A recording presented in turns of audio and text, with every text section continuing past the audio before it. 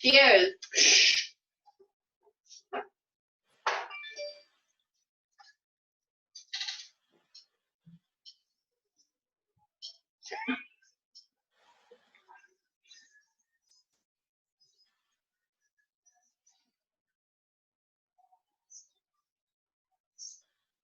All right. Ladies and gentlemen, episode 357 of the Turnbuckle Throwbacks Wrestling Podcast. I'm Phil. And I'm Jay. Apparently, when you mute the mixer, it doesn't mute the mic. Who'd have thought? Yeah. Technology hates me. Yeah, we listen. This is day by day. We're literally figuring this out every week. So what they're seeing right now is not only a wrestling podcast, but an evolution of how we can get into technology week by week. Yes, buddy. Oh man, we are live on Rant EM Radio, Rant Entertainment Media. We're part of the Shining Wizards Network, part of DAC Satellite Media. Ah, boy. And we're live on Zoom, via Facebook, via OBS, via your sister's ass. I have no idea.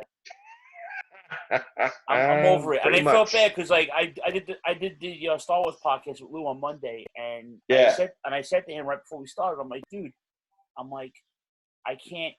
He was hosting, so I couldn't do any of the audio of the video stuff. So I posted my pic. I streamed my video from the camera from Facebook, and apparently, like, his whole family was like, "How come I can't see Jay? Louis." I was like, "What the fuck?" I felt bad. Yeah. So when you texted me earlier, I was out. I was like, "We'll figure it out." We figured out that we don't have to use a third-party gimmick to go through the Zoom to stream through Zoom. Yeah, which is pretty kick-ass if you think about it, because now it's actually making it easier, at least for us right now. I think we're still trying to figure out the picture-on-picture. So it's going to be on my ugly mug for a little bit. There's going to be on Phil's ugly mug for a little bit. So if anything, with Choppy not being here today, it's actually saving a lot of people from not seeing his ugly mug. Oh yeah. Hey Shaylin, how come I can't see the chat? Jay, can you see the chat? I actually have it up on my phone, the chat. Okay. So yeah, Shaylin. Hi Shaylin. Hi, how's everybody doing? Choppy's conspicuous by his absence. If you guys check Choppy's Instagram today, he's probably getting his dress hemmed. So you can actually. No, he's getting his makeup fixed. Actually, he's getting his fucking hair did, looking like a Holly Berry poster. Anyway, how have you been, brother? Everything's good, man. Everything's good on this end. I got great news the other day. Well, even before though, it was actually better news with my sister. But Taba, the Queen Magal, she came. She went to go get the antibody testing and everything, so they give her the corona test as well. So she came up negative for both. She was a little upset about not getting the antibody. She wanted to, donate or whatever. But I was like, that's fine. So I was like, it's like the old Mitch Hedberg joke, the roundabout AIDS test. Like, hey man, do you know anybody with AIDS? And he's like, no. Cool, because you know me. So I was like, if she's negative for corona, that's got to mean I'm negative for corona as well. So I mean, yeah. I'm looking at it as. Yeah, I'm sorry. Yeah. We swap spit often. Yeah, if you exchange bodily fluids, I mean, you're pretty much. That's only on special nights. That's on only special nights. Yes, I sometimes lay underneath the coffee table, and she does dances for me. It's a class. It's nice. It's nice. Pretty dope. I gotta pick her brain about those exotic dances. I gotta get some. So. But then with my sister having a baby 2 weeks ago, like I had to meet her through the screen of the through the window. Sure. Which was kind of nerve-wracking, but obviously it's got to be done, what have you, and all that. So then, I think I told my sister that, and then I think she was just like, well, you know what? How about you come over on Sunday, Mother's Day, and we'll can finally meet her face to face. I'm like, I'll be there. It's fucking awesome. So good news all around. Everything is good. Family's good. You know, trust me, there's no complaints. What about your end, brother? Well, I got an apartment today. Officially, I'm sadly staying on Staten Island. I know how you said that originally. You weren't sure, and I you know, I'll pick your brain about it a little bit, but like I bet you maybe I don't know if you were thinking consciously or subconsciously that being that we were able to get this remote thing going, that you were just like, well, I don't have to stay on Staten Island now because of the show. Well, the show was a factor. Yeah. So, and now that you've known me several months, you know I'm not a very big proponent of change. Yeah. So for me, this is very overwhelming, you know. And I've been averaging a move a year since like 2018. Yeah. So it's really fucking nerve-wracking when I have to get settled somewhere and then all of a sudden I have to pick up and leave again. I have no choice at this point because my tenants, the people upstairs, are leaving and the owner is selling the house, and so that's a big move. Yeah.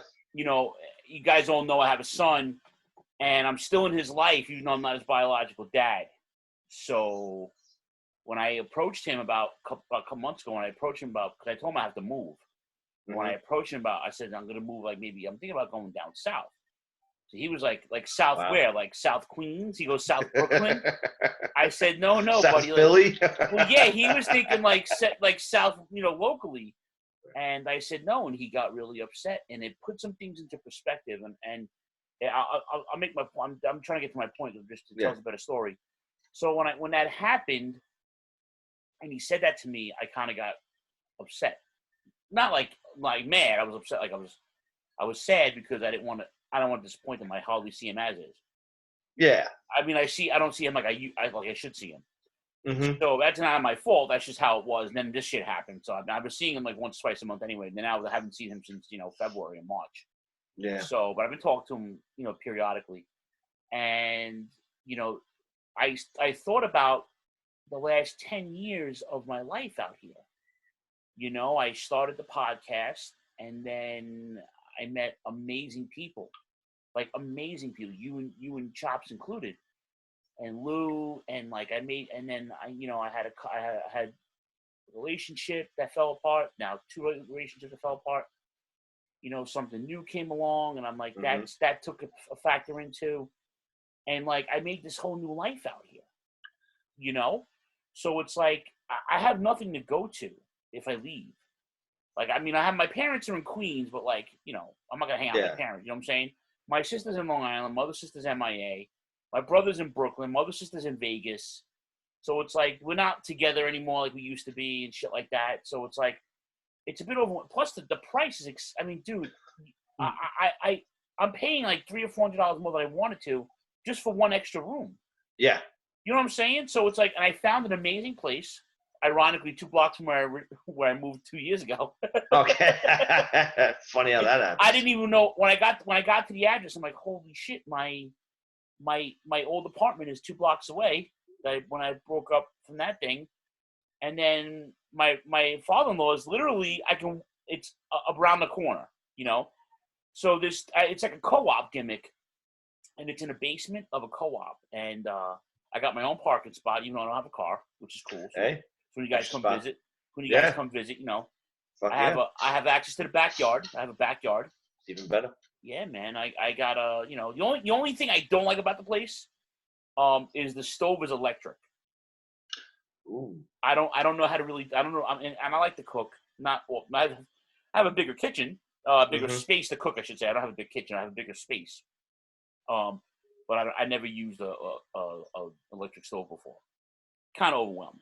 So I mean, and that's what I like. You know, like I said, like it's funny. What's good about this is we kind of like always kind of just shoot from the hip with this. So like even when you said before, I asked you, I think it was yesterday, where'd you end up going? And it's not too far from where you're at now. It's a little bit more further. I mean, it's closer to work for you, but a little bit. It's further away from you and here. Yeah, which is fine. I'm still in the same. I have the same zip code. Yeah, which is hilarious if you think about it. That's hilarious, right? Even though I'm 2 neighborhoods away, I have the same zip code. But I remember, I don't know if I said it to Tabor or not, but I was like, I wouldn't have been surprised if you did move, a lot closer to work or closer to your family or what have you. I know, like you said, the show, your son, Fallon and everything. Like I knew everything was kind of going good here, so I was like, all right, he's got enough of roots here that's going to keep him here. But I knew it was in the back of your mind where you're just like, well, I've done it for X amount of years. Maybe it's time for a new change of scenery. But I'm fucking glad that you're staying here anyway, because that would just be easier. But yeah, that's what I was saying. Like in the back of your head, we gotta get the gimmick going with doing it remotely, because obviously, whatever the times that we're in right now, but let alone that. But you may be thinking about, like I said, a change of scenery, and I was just like, as long as we get this set up, that's all that matters at the end of the day. Yeah, I'm gonna have internet installed. I'm gonna call and order it this week, next week, or whatever. And I sincerely, my love for you guys and the show and my new friends and my family, like I made a new life out here. Like I was telling my mom this too. I was telling my mom this today. I made a new life out here. It's like I don't think I'm done with this chapter of my life yet. Yeah. I'm 357 episodes in. I kind of like, and I feel like if I leave, I kind of feel like I'm abandoning things, and I really didn't have a reason to run except for my feelings. I had no legitimate, substantial, concrete reason to leave except for my guts, Yeah. So like, and nobody would blame you either in the same sense, Yeah. So it's like, I don't, I have more good days now than bad, and it's been a insane 2 years of my life, 3 years, and if you think about it, and then it's like, it's gonna be okay, and I just have to embrace the change. That's all. Yeah. So I'm gonna need help moving at the end of the month. So I'll hit everybody up. I should be around at the end of the month. Yeah, so I'm gonna need some help, and I only have really two pieces of furniture. The rest is all boxes. That's even better. I was gonna say, go figure. I got rid of the truck a few months ago, so. Oh yeah, nah. We'll rent the gimmick. We'll rent the gimmick. I'm moving 2 miles away, man. And then we'll have booze and pizza afterwards. That's how I used to get paid. Actually, that's what my buddy paid me on Wednesday. Paid me with booze and pizza. So quickest way to my heart. I've been like a bundle of nerves between all this nonsense. And, picking up and leaving again, but I have. Well, like I said, hopefully now this is you can make it a little bit more confident and a little bit more for yourself, and then like you said, maybe you can treat yourself and move once in 2 years or once in 3 years, whatever the case may be, So I know that feeling. Moving is got to be. I remember when I moved to my place I'm at now. I've only moved twice in my life at that point. Well, 3 times technically, going back home, what have you. But I didn't want to deal with it at all. Like I was just like, I said, if I won the lottery a year into me moving into this place, I would stay here for another year just because I don't want to move. That's how bad it was. I'm gonna sign a lease in a couple of weeks for a year, so I'm gonna be stuck there for a year. So there you go. So I got to make the best of it, and it's funny because I'm a big Star Wars fan, and my apartment's gonna be B8, so I want to put BB8 on my door, So I'm gonna have to get some BB8 decorations for my front door. How did it? So I'm not gonna lie. I think I've told you guys, like I've never seen any Star Wars. You're not the only one, dude. May the 4th does not mean anything to me. I know. I feel like I am missing out on a few things sometimes, but the podcast went well and everything. Yeah, I mean, outside of nobody seeing Lou on video, the podcast went amazing. Our boy Kid Human jumped in, a.k.a. Scott. Shout out to him. And we're going to do another one on May 21st, which is the 40th anniversary of The Empire Strikes Back, which is my favorite movie of all time. Okay. Of any genre. I think I told you guys that already. But I'm very excited. And if anything, I have more time to podcast. There's nothing going on, Yeah. So let alone that. The creative juices are flowing. We already booked the rest of our shows for the rest of the month. I'm working on June already. Yeah. And we're just hopefully this thing blows over. We go be together again. You know, it's yeah. I'm kind of miss doing it at Studio J. Studio J. Yeah, man. Yeah, you know, I'm kind of miss doing it like that, but I mean, you know, this is definitely a close second, and you know, and so like something like this is definitely good as well, but the idea of being in the same room is a lot better. It's a little bit more, but now with the video, now I feel a little bit more comfortable, I should say. Yeah, I mean, it's a work in progress. I texted Lou actually as soon as we finished what we did the dry run before. I texted Lou with the link of the video that you sent me. I'm like, I'm here. Read this. I said, you won't have to worry about anything, you know. And it just it is what it is, man. Fallon just commented she watched Raw while Phil did the podcast. She must have been one of like 7 people that probably watched Raw live. Yeah. We'll get into the review of the couple because I watched both. I watched Raw, most of Raw anyway. Good, yeah. I watched NXT. I didn't catch any NXT. I didn't catch any Raw. I caught NXT and AEW.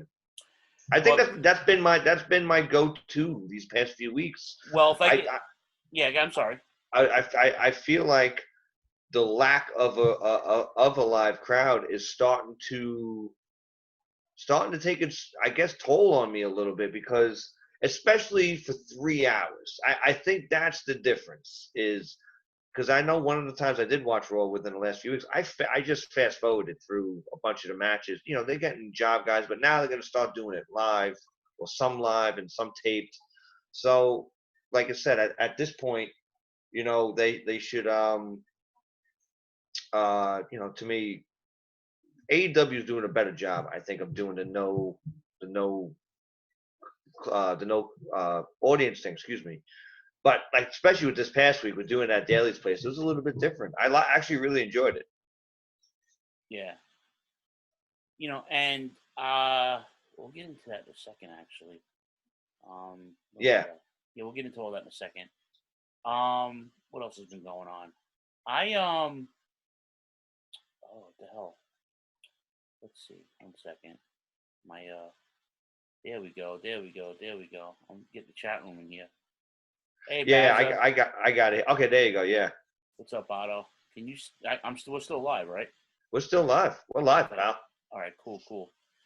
But yeah. So I did. Check this out. I got a package in the mail today. I shared it. Are you going to display it? Yeah. Oh yeah. Yeah. So I've been on it, and I've been talking with Otto all week, because Otto lent us the ECW footage too, and we're gonna get. I'm gonna bring Otto on the show when we do the Eliminators episode. Fuck yeah. But I got some stuff from IVP.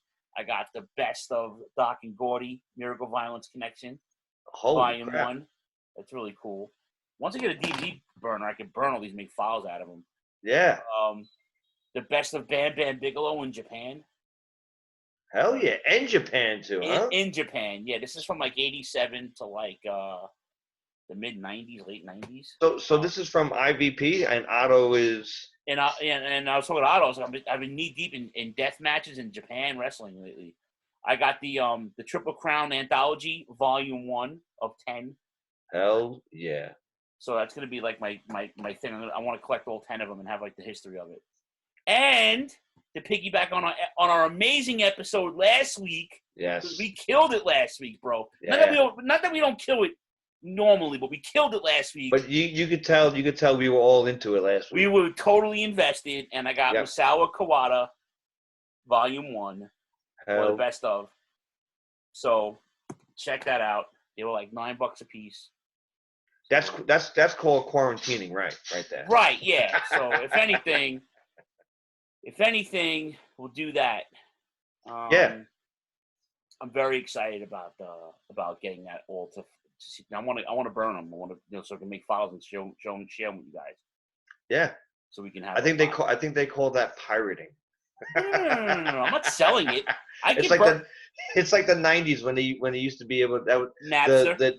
No, yeah, like even before that, like when you used to be able to record on cassettes, like, oh, it's gonna take down the music industry. They're gonna record stuff from the radio. But IVP is amazing, by the way. They sent me 2 extra discs. They sent me the best of William Regal and the World Tour, WWF World Tour. You did, and they see sent that, me trading cards. Like, they're cool. IVP has like a download thing too. You could buy the file for like $3, but if you buy each file individually, it costs more than the actual Blu-ray. Oh wow! Like, I can spend $100. Well, now it's gonna be $90 because I already bought one of that All Japan, the title history. Yeah. But if you buy each file, it's like $80 more. I've been spending almost $200 on fucking on this. Yeah. Meanwhile, you can just get the Blu-ray. Yeah, you just get the Blu-ray. And it's better quality too, you know. So, yeah, I got some watching to do, man. I got some quarantining to do. Yeah. So, that's the way to do it. That's the way to do it, man.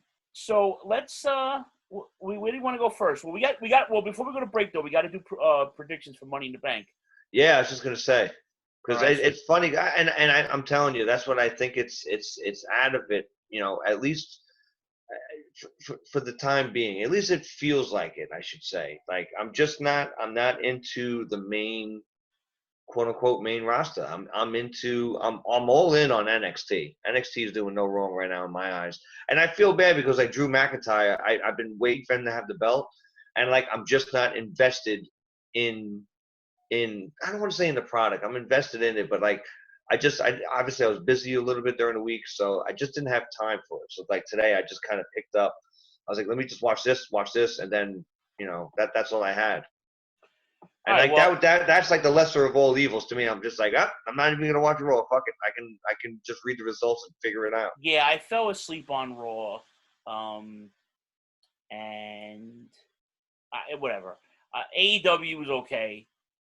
It was, you know, I gotta tell you though, I still don't like Matt Hardy there for some reason. I don't. Really? I'm not feeling it, and I might be the minority. You know what I'm saying? So. Well, you are in this conversation. Yes. Yes. Well, actually, no, you're 50-50. So. I gotta tell you though, the opening match though, Cody against our boy Joey Janela, the bad boy, fantastic. Yep. Fantastic. Lance Archer beat up on Cody's friend. Like abused them, QT Marshall, you know, and that's so now because we know the TNT final, the TNT Championship Tournament finals will be Lance Archer and how about at the end with I like the setup where Britt Baker, you know, hits QT with the shoe, and then the interaction with Brandy and Britt, and then Britt jumps the guardrail, DDTs Brandy onto the floor, a la Steamboat style. And you know, rolls her into the ring, and then Jake the Snake coming out with the snake was just that was done pretty good. I think they were expected. I think once again inside of a live crowd, it would have been a little. It obviously would have went over better, but for the most part, I really enjoyed it. I really enjoyed that part. Yeah. What's up, Sugar Shane? What's up, Mr. Rob Domingo? Yeah, there he is. Yeah. Yeah, I like that too. The tag team match. Oh well, Moxley against Frankie Kazarian was pretty good. I enjoyed that. That was an excellent match. That was an absolute. I'm not a fan of Kazarian's hair though. He's losing it, brother. and don't hate on a fellow musician. He's a fellow bass player. He most certainly is. Yeah. And then Jericho and Guevara against Kenny Omega and Matt Hardy. I loved it. I honestly, it got a little bit crazy at the end, but honestly, that was fun. That was a lot of fun. I'm not gonna lie though. I got more excited for MJF coming back. Yes. That promo was dope. That promo was pretty dope. I enjoyed that. So I know Bazza checking in from England. What's up, Bazza? People were like instant messaging me. I'm in the middle of the show, guys. I apologize. So, yeah, man. Yeah, I have to agree with you, but they're hyping up a pay-per-view on May 23rd. No one's going to be there, but they'll have a little more people in there because of what's going on in Florida right now, however. Yeah. But I have to agree with you. I feel like AEW is doing a better job production-wise, not having people in the arena. And I don't think it has anything to do with having the wrestlers on the side as much as just, I don't know if it's the structuring of you know, the matches. I don't really know 100% what it is, you know, but for me, it's just AEW right now is just hitting it. Yeah, I agree. And, I'm not even going to lie about it. I'm trying not to hate on Raw. I haven't watched SmackDown in a gazillion years. Yeah, I was trying to watch. I was trying to watch it before. I have it on the screen right now, but there's really nothing to do. Yeah. Oh no, you're only doing a podcast. It's okay, buddy. But no, all joking aside, I'm excited. And then I didn't see NXT until today, so I was excited about that. Because I've been busy like all week, Yeah. So I was I was trying to, and I didn't get to watch NXT no more than I normally do. So NXT was awesome this week. Yeah. Did you happen to see the entrance of Killer Cross, Carrying Cross? Carrying Cross, yeah. What did Rob Domingo put up? Carrying Cross. I love Carry on my way, son. Don't you cry no more. But that was excellent. Yes. Scarlett Bordeaux, mouthing the lyrics, the music, the entrance itself, just screams star right there. So obviously, I don't know what they're trying to do. Do you think he's the one that attacked Finn Balor? I hope so. Because Balor kind of laid mention to it, like entrance music and smoke, and that's what was a big thing on Killer Cross's entrance. But to me, I think that would be a great way to get him in. But then, you wanted him to come in and kind of be, go over. I would say, you can put him over on Balor, and Balor could probably get and have still some of his steam, but I would rather, him maybe somebody else on the roster. I guess what they're doing with like Dexter Lumis is he would be like a perfect guy that's kind of like on the way up. But I guess bringing him in against Finn Balor, who's an established star, actually makes more sense as I start saying it out loud. I almost feel like they're forced to because half of Imperium is in Europe. So Eichner and what's his nuts are here. Yeah. So Walter and the other guy are in Europe, so it's like you can't do anything there. So if you're going to do something like that, and you're not going to put Balor into the title situation, and you're not going to have him fight Gargano or Ciampa, or anybody else for that matter. Well, Otto says he thinks Cross's first feud is going to be with Ciampa. I mean, not for nothing. I'm not mad at that. Neither am I. Ciampa's right now not really loaded up with anybody right now. He's not matched up with anybody. Yeah, I'm not mad at that. And, again, either way they go, Cross is legit. You saw him up close with MLW when we went to Philly in February. So we got to see him up close. And that was his last match before he went to the Performance Center. And I said to you guys, I told you guys he's going to be the next Batista. Oh, yeah, hands down. With a little more athleticism, He's got that aura to him, you know what I'm saying? And he's so gifted. And he's got a nice dime piece with him now. Yeah, well, that and she could work too, apparently. Andrew Otto brought up another good point because I completely forgot about it. He goes, yeah, he's the one that jumped Ciampa 2 weeks ago, so never mind. Yeah, that's who he's going to be. That's 100% right. And in the edited match, the last match between Gargano and Ciampa, at the end was it looked like Scarlett Bordeaux's boot, per se. So I remember that they were alleging that it might have been Killer Cross there. So that's actually a good point. So yes, so I'm gonna move my pick from Finn Balor to Ciampa. I mean, either way, it's money. Yeah. I just feel bad that guys like him and a couple of guys that came in that didn't have that. They need an audience for their entrance. Yeah. And I feel bad he kind of got that taken away from him. And they weren't going to hold him anymore. They had this whole built up anyway. So now they went with the schedule, So I kind of feel bad that he didn't get that savoir faire, if you want to call, you know what I'm saying? Like he didn't get like a couple of guys, Brody Lee, Matt Hardy. Like these guys should have got like the crowd reaction. They didn't get it. You know what I'm saying? So it's kind of like a little disheartening as a fan, as an older fan, I should say. And I guess every fan feels that way, but for me, I want the entire experience now. I mean, I'll look for the spot monkey stuff too, but like I'm looking. Yeah. Now we're like broadcasting stuff, so now we're like, okay, now we got to critique the production and all sorts of crap, and yeah, and like I said, yeah, and the fans are smart; they pick up stuff right away. So. And the way that they did, I mean, whoever was in charge of, I'd like to think that Killer Cross had a hand in his entrance. Like, excellently done. So, like, just screams star. As soon as it happened, from the video to the music to everything just screams star. Yeah.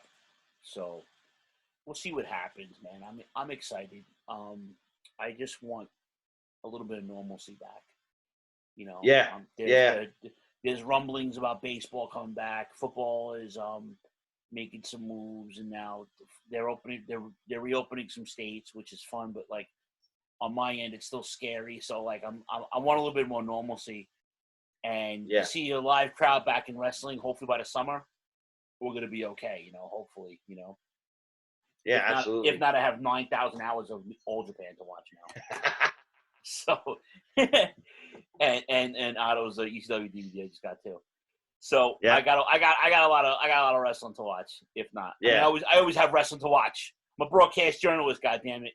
That's right. There's always something to watch. There's always something.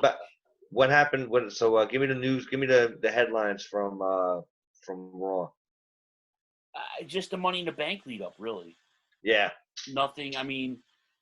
Again, I know people. I'm the minority. I'm on Minority Island with this, but I don't see the appeal in Drew McIntyre.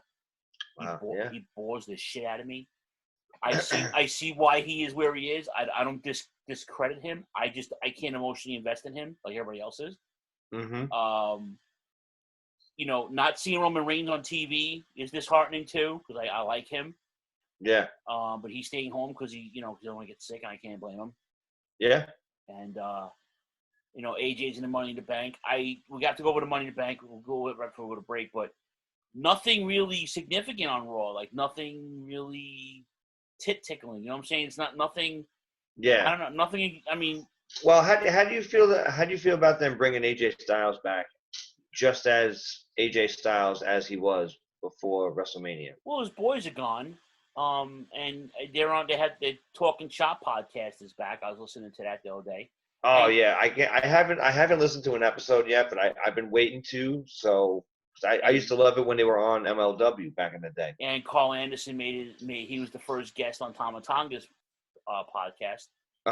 So that was pretty cool. So they're pretty much going back to Japan at this point. They're already their bags are packed. They just waiting for this shit. I meant it as you had the last image we had of AJ was being buried in by the Undertaker and what have you.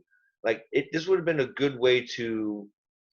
Obviously, you possibly can't keep him off of TV because of what's going on. You need star power, so that I understand.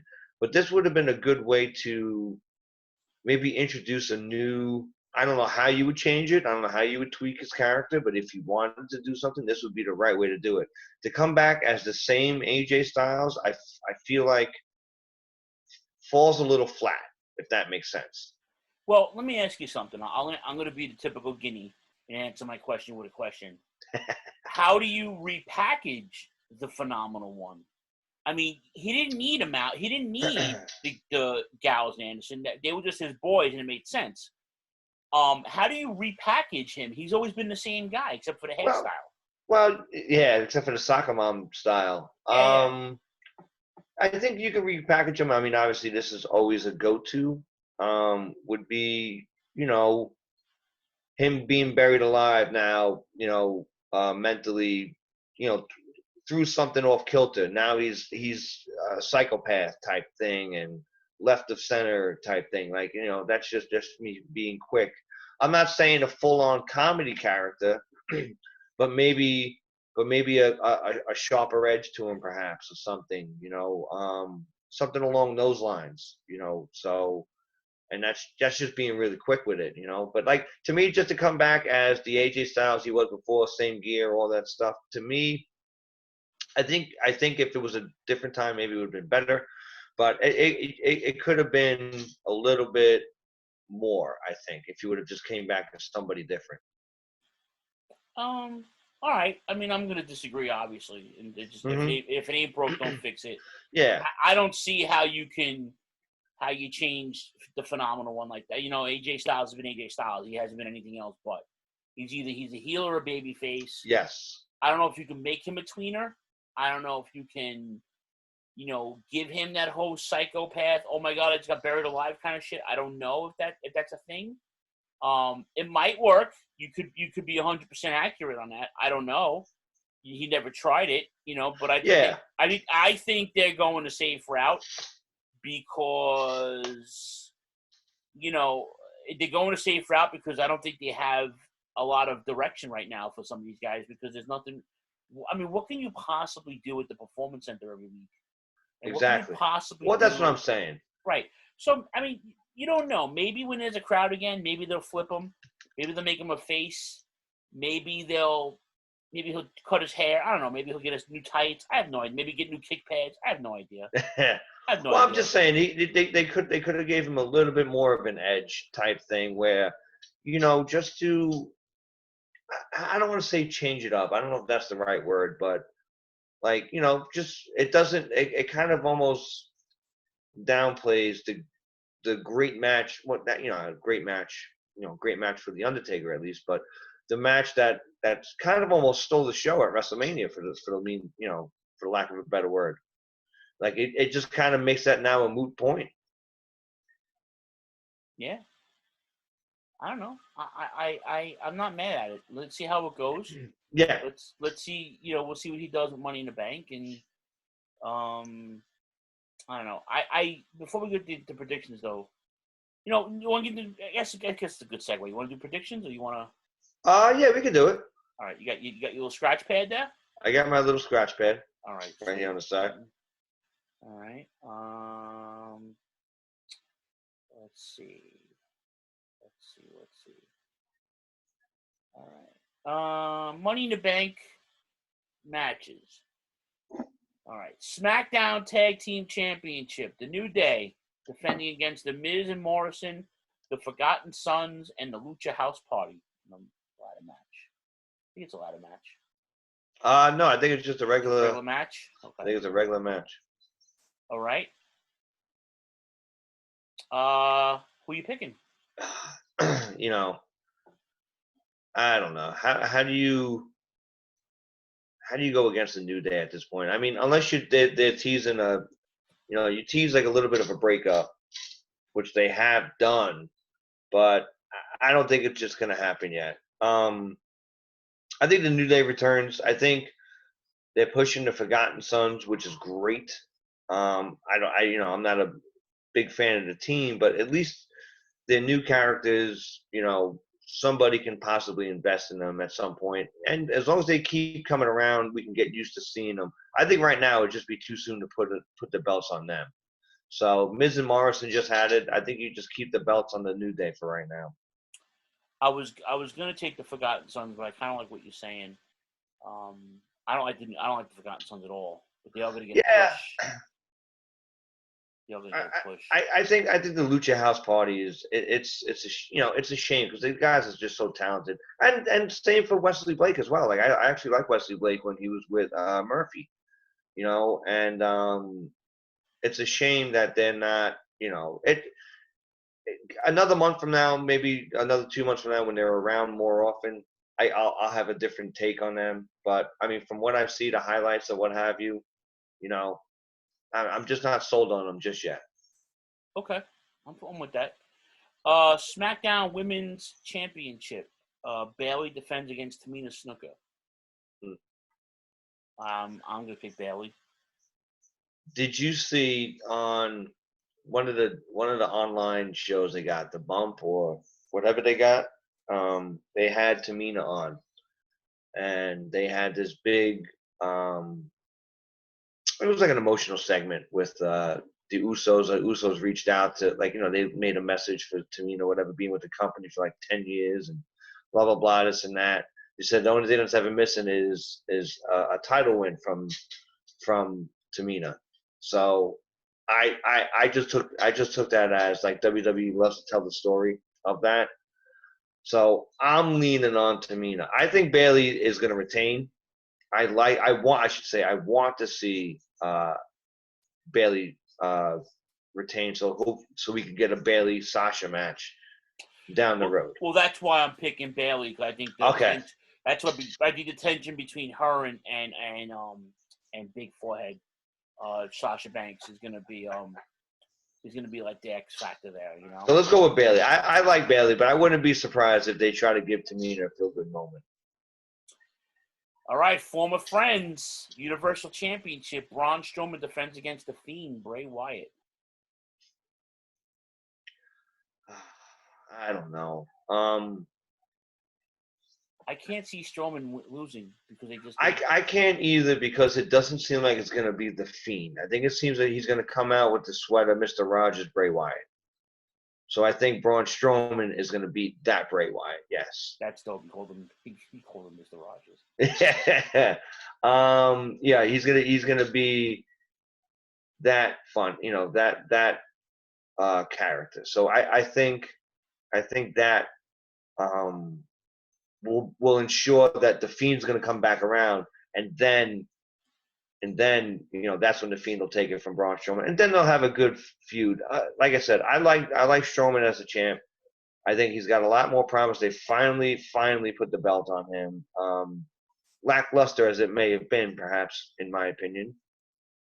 But I think you got to pick Braun for right now.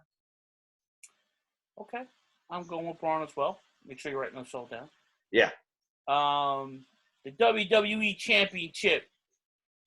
Drew McIntyre defends against the Messiah of Monday Night Raw, Mr. Seth Rollins. I particularly don't see Seth getting it anytime soon. Drew is the boy right now in the locker room. Everybody likes him, and he's on fire right now. You know, he's the champ. What's so funny? What are you seeing in the chat room? Andrew he says he's predicting a bathroom break. I think he meant it for the women's match. For the women's match, perhaps. Yeah. That's funny. Yeah, it's funny. Yeah. I don't see McIntyre losing. You? No, God no. It's always a go-to. It's always a go-to saying with guys. Rollins right now doesn't need the belt. He's their only kind of heel right now, and he's almost like in between that area of kind of getting the wrong kind of heat per se, but right now he's still on the good side. He's on the good side of that line. And like I said, another one. I think they got a lot invested in McIntyre. I don't think they're gonna change it just yet. I agree. All right, women's Money in the Bank match. Nia Jax, Asuka, Shayna Baszler, Lacey Evans, Carmella, and Dana Brooke. This one's hard. Obviously, it seems like they're pushing Nia Jax with the big return or what have you. And there is a lot of online hate for Nia Jax. I don't know. I think they're fat shaming, and I think she's adorable. But that's just me. I think it's I think it's kind of wrongfully happening. I don't think she intended to. Obviously, she didn't hurt Kairi Sane, but it looked sloppy. There's no denying that. Mm-hmm. But in the same sense, I don't think it's lack of training. I just think she just, it was just an accident. That kind of stuff happens. So, nonetheless, I don't think she's getting it. To me, this one was a toss-up. How do you not pick Shayna? Yeah, I was picking Baszler because I feel like we thought she was going to win at Mania. Yeah. And is it what they're going to do without Adam Cole, that they made him fucking wait? and then, you know, they gave him the big push, and yeah, you know, she's there for a reason. I don't see anybody else there that's going to get the push. I want to pick Asuka, but what you don't have with Asuka that you would have with Shayna is the whole idea of Shayna can have the briefcase and you could tell a story with it. You could do the whole I have the briefcase, I can cash this in whenever I want. Asuka, you really kind of can't. She could probably do a really good job of making you think it, but you can't verbalize it. Obviously, with her small English, what have you. I personally would like to see Dana Brooke. I think that would be a super surprise win. Yeah.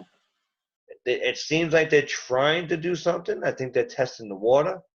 But once again, Shane is just a proven. But then again, you could say the same thing about Lacey Evans, but I think Lacey doesn't have enough steam going into it. I think the smart choice right now is Shayna. Remember, the person who has the briefcase is going to be in a major storyline once they cash that briefcase, and it's So do we see Dana Brooke cashing it in? I can see Dana Brooke getting like the CM Punk syndrome, where Punk cashed in not once but twice, and he still wasn't the focal point of the pay-per-views. Right, yeah. Right, you know what I'm saying? So Dana Brooke, I call it the CM Punk syndrome, where they give the right guy the wrong push, and then it becomes like a thing where he's not the focal point, or she's not the focal point of the entire card, and he or she should be. I don't want that to happen to anybody else anymore. Or it could be the Damien Sandow Same syndrome. Thing, correct, absolutely. Where 100%. she wins it and then loses on the cash in. Correct, 100%. Right. So you put that in perspective, and it's like, all right, I want to emotionally invest in somebody like Dana Brooke. I just don't think they're gonna do that solid. You know what I'm saying? Yeah, exactly. So we're picking Shayna Baszler for the win then? I'm gonna go with Shayna. Yeah, I think that's a safe pick. Your men's Money in the Bank ladder match: AJ Styles, Aleister Black, Rey Mysterio, D-Bry, Otis, and King Corbin.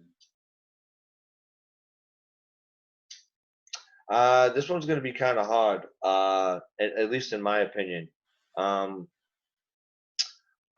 want to say Otis. I really want to say Otis. You want Otis to win, but again, I want to say Otis. Right, but Otis is not main eventing SummerSlam. You know what I'm saying? So yeah, but thankfully we're out of WrestleMania. I get it. Season. Think long term, though. We both want Otis to win. He's not gonna win now, obviously. Which is pissing me off because he's, they should be tag team champions anyway. That's yeah, heavy machinery. But first I was gonna pick AJ, right? Because AJ brought AJ back, and the whole big thing with him and whatever. But then I'm thinking, what about Aleister Black? I love Aleister Black. I do love that pick. Because him and AJ have a history too. You know what I'm saying? Yep. Like they fought a little bit, and it's like, I don't know, man. I feel like if you're gonna give somebody the long term or the story right now, he might be your guy.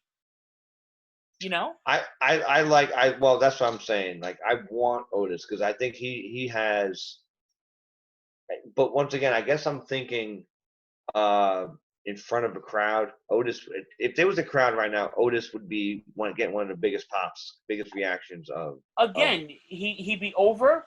They would love it, but you're booking this now. Yeah. Is Otis cashing this in a week before SummerSlam? Or at the night after SummerSlam, or Survivor Series, or is he the guy? I think you could. I think once again, like you said, once you say it like that, but then you can insert Aleister Black, and Aleister Black can be the guy. He's got the look. He can work too. And here's the beauty of it: if Aleister Black wins, perfect way for Drew to go heel, because he's not staying babyface much longer. That would be a perfect pivot for Drew. If Aleister Black cashes in and wants to go for the Raw title, 100%. Yes. There's ways to do that, you know? So are we picking Aleister Black or are we picking AJ? I would say Aleister Black. Okay. All right. And I think that's it. How do you feel about how they're going to do the Money in the Bank? I think we touched on it when we first heard about it, but now we definitely know it's going to happen. How it's going to go through Titan Towers and all that stuff. Listen, man. If you got to be creative at this point, Jay. You know, you got to be creative. If you're going to be creative, that's the best way to do it. Yeah. You know, I just, what else can you possibly do at this point with limited resources? Yeah. You know, I like it because of it's once, like you said, it's different. It's different. It's going to be shot. I believe it's already shot. If I'm not mistaken, I think they already filmed it. Yeah. And so it's going to be done a la the Boneyard match, type thing, which is, it may not be the worst thing for this thing. And like I said, because I think what's going to start happening though is they're going to start beating down the the edited match thing that we like. Oh man, we love the Funhouse and Boneyard match, but now it's going to be the law of diminishing returns. It's just going to keep coming back. It's like, oh well, that one wasn't as good as this, and then this one wasn't good as this, and then by the fifth one, where you'd be like, stop with the fucking edited matches already. So I hope they're not going back to the well too quick right now, but I'm kind of interested to see how it's going to play out. All right. Again, I'm always, my glass is always half full when it comes to pro wrestling. Yeah. So I want to believe gotta be. That's going to be okay. You know, I want to believe that they're going to put on some good matches. And I want to believe that in the back of my mind that we're going to have some normalcy soon, you know? I just want normalcy soon. Before we go to break, Jay, unless you have any other news. I did read something. You sent me an article. Yeah. About pretty interesting. That show coming up with Triple H and Stephanie. Yeah, it's A&E's picking it up for the lost WWE treasures, and it's pretty interesting, if you ask me. Well, they did something with Joey Styles a bunch of years ago where he would go to the warehouse and pull out like relics. Yes. From props from WWE history. Is that what this show is gonna be like that, or are they gonna, or do fans have this stuff, or? I think it's gonna be. It's called the Quest for Lost WWE Treasures. So I think it's gonna be. I don't know if it's gonna be a game show type thing, but it's just gonna be. I think it's gonna be a lot of people. It's gonna be. I want to say like a porn stars type thing, but I think Triple H and Stephanie are going to go around America and, try to find memorabilia around. And because apparently there is this whole underground of guys that buy merchandise and whatnot. And I know I've heard Conrad talk about it. Like he's got, he buys a bunch of merch and collectibles, and like if he hears of something, there's like a network of people, of collectors. Oh my God, Flair's robe from '89 is out in the market somewhere. So I think that's what they're looking for. Is going to be people that, because like that, and some of that is kind of interesting how you can like gather up like, oh yeah, Dusty Rhodes gave me his boots from his '83 win, or '82 win, whenever he won the first time. When did he win? 80? 82. Who? Dusty Rhodes. When was his first title win? 82? Flair, wanna say who, Flair or Dusty? Dusty. Yeah, 86, 80, was 83? No, it was 80. Oh, it escapes me. Let's just, 86 whatever. Was, 86 was the last one. Okay, That's when he got the big gold belt. Yeah. So but I know they're doing so like but like I guess like that it would be kind of interesting. And like I said, the fact that it's not on WWE Network is kind of interesting to me. So like this is just another way to get revenue, and to me this is a pretty interesting show, if you ask me. Yeah, I'm excited. You know, anytime they do some kind of shit like that, I get excited because I like all the it right down our alley because we do an old school wrestling podcast anyway. Yeah, exactly. So, and they'll go into the story or whatever, and like I apparently A&E is always kind of like A&E always used to have those documentaries back in the day. You know, I remember they had one like on. It was like a week long. They used to have like they picked a different WWF wrestler and interview them and tell you the backstory about them and everything. So it'll be pretty interesting. I'm like I said to kind of see, you know, who's got what, and you know, my thing is like I know how like the show Porn Stars works, and like it's not on the up and up like you would think, which is kind of shitty. So I hope that this is on the up and up. Oh, probably we'll have to find out. Find out. All right, before we go to break, I saw an article. I forgot to send it to you. I got a little pissy. There's a comedian by the name of Tom Segura. Okay, yeah. I don't know who he is. You know who he is? Yeah, he's I mean, I don't know. He has a few Netflix specials. I listened to him on Joe Rogan's podcast. He's a pretty interesting guy. I don't know too much about him. I never heard any of his stuff, but I know about him. Yeah. Okay. Well, he was on a recent podcast called Your Mom's House, right? That's his podcast. Okay. That I know. Okay, so he has a podcast called Your Mom's House, right?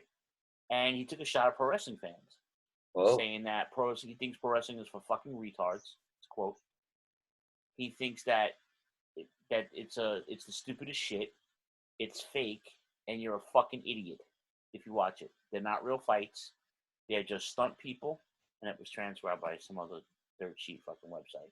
Yeah. So of course, Dolph Ziggler went at him. You know, Dolph was like, you know, I'm a big fan of you and Christina. I'm a former collegiate wrestler turned professional wrestler. Lifelong wrestling fan. I've been with WWE for 15 years. They are the epitome of sports entertainment. There are villains, heroes, undertakers, superheroes, and everything in between for children, adults, and all walks of life. We're just like any other TV show, movie, even podcast, except all risks are much more real. I am extremely proud of the incredible work the wrestlers put in every day, and I'm pleased with our product, usually, in quotations. I will assume this is a comedic take for someone having fun. And then, of course, King Corbin says, we're a pile of shit. Mm-hmm. Abyss says, hey, Tom Segura, anytime you like to feel and experience how wrestling real is, please let me know. I thoroughly enjoy showing you. Ron Funches, who's also a comedian, I believe. Yeah. Goes, get at me, Tom Segura. I got words for you on your wrestling take. And, you know something? If it was meant to be a joke, fine, but like I don't know how you can call anybody retarded watching the TV product that's on TV now. I mean, the third of these shows are really retarded. Most of them are fucking reality shows, and you know, these are the same people who probably watch Jersey Shore and all this shit. You know, I don't know, but I didn't take too offense to it, but I was like, I didn't even know who Tom Segura was. That's why I asked before I even. Like, if it was Joe Rogan that said it, or Jim Norton, or Jim Brewer, those guys I follow, but this guy's a doo-doo-doo. I don't even know who he is. You know what I'm saying? Well, Rogan's actually got a lot of, I don't know if respect's the right word, but yeah, like, he's got a lot of respect for it. He knows listen, he's coming from the UFC world, where everything is shoot and all that stuff, so. But he's looking at it from an athletic standpoint, where he's looking at it as if, these guys beat the fucking shit out of each other. You think? Of course. Yeah, so like he looks at it like that. So I kind of agree with what Ziggler said, is that he probably is just kind of just like taking a piss out on it right now. Where he's just like, this will, whatever, making a joke type thing, like someone should give him a John Stossel slap to the fucking ears. Well, I mean, listen, somebody call up Dr. D. Speaking of Dr. D, did you see this week's Dark Side of the Ring? I was just going to get to what Shayna said. No, of course not. I'm a week behind. I watched the Dr. D one. Yeah, definitely watch the UW. Jay, I cannot wait. This one's really good. You'll enjoy this. But next week, I'm really excited because they're doing a Road Warriors. They're doing a Road Warriors, which is I'm really excited. Which is a great. So I mean, we gotta. This is a good one to think about. So hopefully, I don't know if they've got greenlit for season 3 yet, but I'm assuming they're going to be. I think it's pretty successful. What would be one that you would want to see for season 3 that they haven't done yet? A Dark Side of the Ring for season 3? Yeah. Oh, man. Yeah. Maybe Sheik and Hacksaw. When they get pulled over. They get pulled over. But the whole kayfabe thing was a big deal. I would like to see that. I like to see maybe Jim Herd taking over WCW and the whole thing with Flair and all that. The Pizza Hut guy. That'd be pretty cool. There's a bunch of cocaine stories, you know. They've already did Bruiser Brody and Gino Hernandez. I already saw that. I want to see. I was saying that this one, I don't know how juicy the story is going to be, but it's just somebody like I've started recently, like kind of like just learning about would be Hot Stuff Eddie Gilbert. I don't know much about it. Which I mean, his life story, or the life story and how I believe didn't he died of a drug overdose? I want to say. Yeah, and he was the booker in ECW before. Yeah, Heyman took it over for Todd Gordon. And he would be somebody I would want to kind of like dive into that story. Brian Pillman maybe. Brian Pillman would be an excellent one, I think, too, because it's so much stuff outside of. But there was they had that book. It's escaping me who wrote it. I believe Meltzer might have had a hand in something with it. Not the Wrestle Crap book, right? No, it was Tales from the Fox, or Sly like Small like a Fox, or something like that. About Pillman, and supposedly it wasn't as accurate as it could have been. I think that was so. Then that's what kind of led me away from not reading it. Okay. I mean, they could do an ECW one because there's a lot of shit that went down there. Oh yeah. I mean, ECW would actually be a great one if they do, like you said, like who was the cat, Spicoli or something like that. Like there was a whole dark side, pun intended, of ECW. No, I mean there's a bunch of them. I mean they could do Japan, they could do FMW and Wing, the deathmatch shit. They can do the. Shaylin said that Chris Candido obviously would be another one. That's a. Big tail. He didn't die of a drug overdose though. He died of a blood clot. No, but he had a long history. Oh yeah. I mean, again, you gotta there's so many guys that died young and tragic. You know what I'm saying? Yeah. And there's got to be a juicy story behind it. It's like it's not just I abused my body and now I'm dead. It's like that's what happened to guys like Chris Candido. I see the point though. Don't get me wrong. I'm a Candido mark 100%. I love, but they gotta dig for shit like Dino Bravo and they did with the New Jack thing with the mass transit. Yeah. So I want to get the dirt. I want to get some stuff. I mean, I had to think about that, man. You should have asked me this 3 days ago. I should have. Yeah. I could have came. I just thought of it now. Thought about it now. Talking about it, yeah. That's something we should think about. We should come up with some some show ideas. Because like I said, same thing. Like I'm sure there's gonna be like I'll think of it like Sunday or something when I'm like, shit, I should have said that. That's all. Shoot me a text. Yeah. That's how we communicate anyway. Because I haven't seen you. But yeah, let's. What the hell was that? That's the other mic. Look at that's my armrest. That's your armrest. I love it. I love it. Anything else, brother? Before we go to break, I need another beer actually. So. Yeah, I'm gonna get another beer myself. No, I think we covered most of it. I gotta remind myself that there's a pay-per-view this Sunday. Yeah. Well, thank you for remembering. Oh, the chat room and the rant. I'm sorry, I didn't neglect you. There's Mark in Detroit tonight. I apologize, buddy. He couldn't do Facebook Live, but thank you very much for joining us. Thanks everybody for joining us tonight. Thank you very much. And I'm glad everybody can hear us. So yes, Lou, I hope you're listening. We fixed it. You fuck. Come next week. Who knows? Who knows what kind of technology we'll discover? Let's see next week if Choppy comes in drag. Let's see if he comes in drag. Oh, all right, God. ladies and gentlemen, let's mute our microphones. Let's plug all our friends. Let's wet our whistle. We got a really cool throwback for you tonight. Yes. Let's take a quick break. We got a Turnbuckle Throwbacks. We're live on Rant EM Radio, and we shall be right back. Load out for Hayes. Take us away.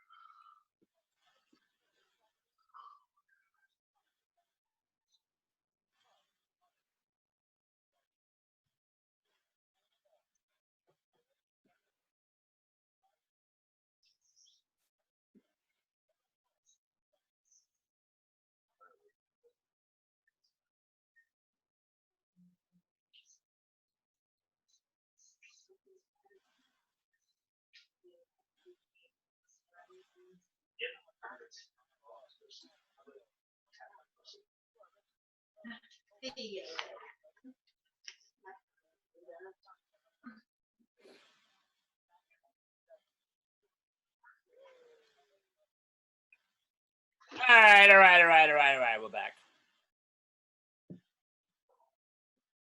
I forgot I had a Red Bull. Okay, Jay. We'll get you a gimmick. Jay's getting a beverage. Yeah, wearing a Shining Wizard shirt. I like that. The Shining Wizards are killing it lately. Yeah, actually, funny enough, I was actually wearing it today anyway. Look at you. Yeah, represent. Represent the Wizards every Monday, 7 p.m. on the Rant. That's right. I was actually checking out their. Excuse me. I was checking out their gimmick on the thing on the hot mic. Not this past week, but the week before. So it was actually pretty cool to hear it live. I haven't done it yet. I've done the They have a Discord server apparently. Oh, okay. We can invite like people to chat and stuff, but I had to turn the notifications off because it kept fucking going off every 3 minutes. So, but they're doing big things. Shout out to all those boys. We love them. Oh yeah, we got. Once this is over, we're definitely gonna have to have like a barbecue. A barbecue, yeah. I just mainly just want to hear Bowman just abuse Choppy. Yeah. I do it pretty well, but I think Bowman's got a gift. Just like Bowman's got a gift. That's so fucking awesome. Yeah, I love those boys to death. Yeah. Are you ready, sir? You ready for our Let's throwback do it. tonight? All right, let's do it, baby. All right. Let's do it.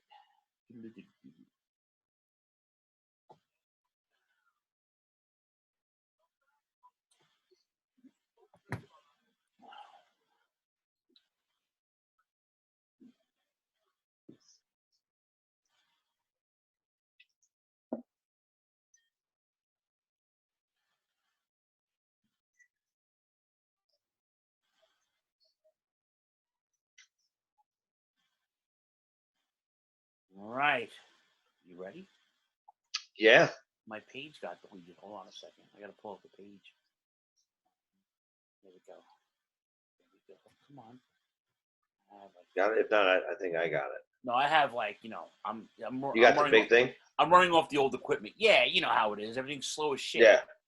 You know what I'm saying? So, let's see. All right, here we go. From Jolly Out, England, hello. Hello. Hello.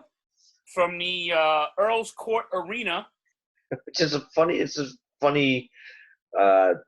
name for a place. Earl's Court. It's a goddamn convention center or it's a goddamn arena. Listen, man. UK contingency checking in. Checking in before. Who cares? I don't care. 17,000 people were in this fucking convention center, Jay. Okay? Yeah. It's from May 6th of 2000. It's WWF Insurrextion. Yeah. Listen. It got let's see. Did I have buy rate on this? Let's see. So I remember I was saying during the week that this was the first I might have seen this when it came out. I definitely did not see this when it came out.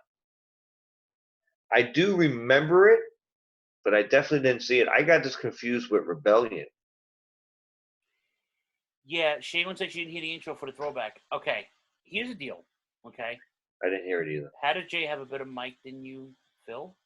Jay doesn't have a better mic than me. Jay just has it. Jay just has a condenser mic hanging from from his kitchen. Yeah. So, but thank you. He has a better looking mic. His mic isn't better than mine. Let's call a spade here, sir. Yeah, your mic is. Go ahead. You probably didn't hear the intro because of the audio.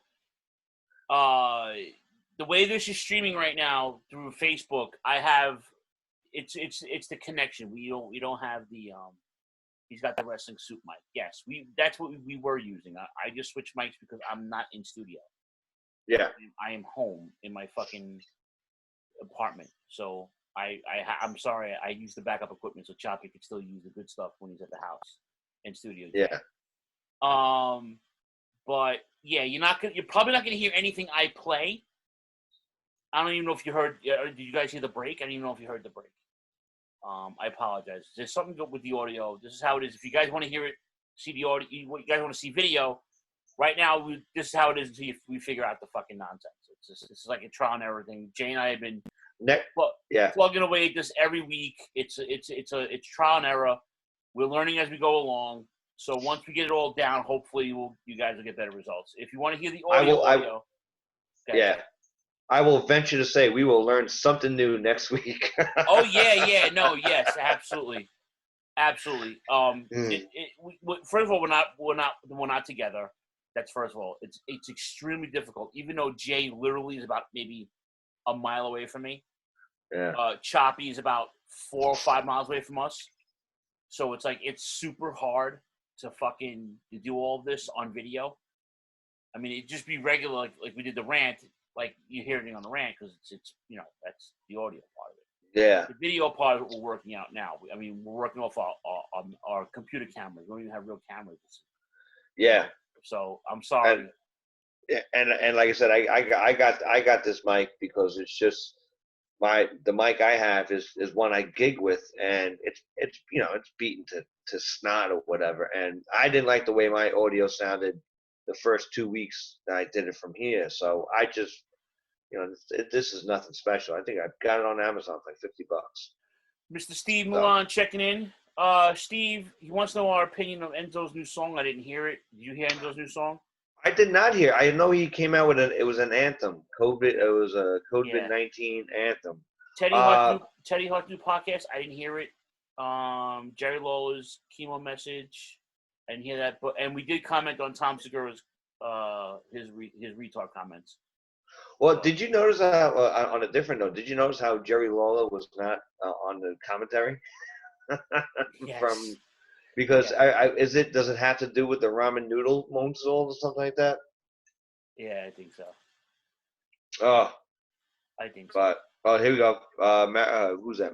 Mario just said, he goes, that COVID song is terrible. I'm not surprised. I actually like Enzo's other song. The first song he came out with when he came out of hiding. I didn't think it was that bad. He's a nice guy, but great guy. When we met him, he's super cool with us. Yeah, he was unbelievable. Cool. I just don't like anything new hip hop wise. Because listen, when I was a kid, people had something to rap about. You rap about your neighborhood. You rapped about making money, and all this other shit. But what are you gonna, especially in New York? What are you gonna rap about? Fucking gentrification. What are you gonna rap about? Like, the hardest street corners where I grew up, there's fucking coffee shops now on. You know what I'm saying? Yeah. So, I don't know. I'm getting old, dude. I'm at middle age now. Like, hip-hop I can't relate. The newest hip-hop I bought was Ghostface Killer, which was last year, which I loved. And Redman put something out last year, too, but they're all old-school hip-hop artists. So, but I can't invest in fucking Drake or any of these dudes. They're awful. It's like that new metal, that new metal. It's like this, not NU metal, like new metal, NEW metal. It's like, okay, it's all right, but it's like, all right, kids, let's pay your dues, man. Don't record your fucking metal album in your bathroom and put it out and expect a Grammy. You know what I'm saying? Yeah. Pay your dues, man. Play some shows. Play when you can, obviously. Hatebreed came out with something new, but they can't put it out because they're on fucking lockdown. Yeah. But yeah, I can't. I don't know, man. I can't invest. Listen. God bless Enzo, man. Let him do his thing. I just can't. I'm not a fan of anything. And I'll listen to it though, because Enzo. Yeah. We'll give him. Yeah, Enzo's a friend now, so it's like we can't. I have to support him. We'll give our take next week on it. Because I just seen it. I think he put it out. It was either yesterday or the day before. Yeah. I noticed it. Yeah, yeah. But so this was a pay-per-view, right? I hope so. Insurrextion. Well, I mean, because it was so close to Backlash. I kind of, like I said, I don't remember. This is where Choppy's, memory like a goddamn elephant would fit right in. He dresses like one too. He puts on makeup. He puts makeup on like one too. Yeah, fucking fruit cup. And but I tell you, there is something to be told about how you can the opening sequence happens and there's nothing but signs in the arena. In the UK. God bless the Unbelievable. UK has one of the best fans, man. They were loud. I remember getting this in 2001 on a Blockbuster 3 for $20. Whoa, there you go. Maybe a little later, 2002, 3 maybe. I was in Massachusetts visiting family in Boston, and went to forget where I was, but we stopped and got pizza, and I was like, ugh, Massachusetts has terrible pizza. No disrespect to the chef Paul Dube and all of Massachusetts people, but sorry, man, the pizza sucked in that part of the world. Maybe in the city it's better, but in the suburbs it was awful. And it was making a blockbuster night. It was making a blockbuster night, and I bought like Master and Commander, the boat movie. Oh yes. And then I bought something else, and then they had Insurrextion. I'm like, ooh, I'll get this. Because I didn't watch it live, you know. And I was like, all right. So I remember buying this. I have this on DVD actually. If I look for it, it's still in my DVD book. So that's how I remember having it. So, but the fans were dope, man. The fans were fantastic. The crowd was hot. Hot off the heels of Backlash. Hell to the years there, you know. Yeah. Hell to the That was pretty good, man. It was pretty dope. And the Rock wins the belt 7 days prior. So this is. I think they did this for a number of years. They would go and do a pay-per-view in London every year. So, or was it just Europe? It could. I think it's London now. Well, they did a tour of Europe. Yeah. You know. So they always did tours of Europe. The opening match, it was funny that I had the craziest thought when I had two thoughts when I seen the opening match.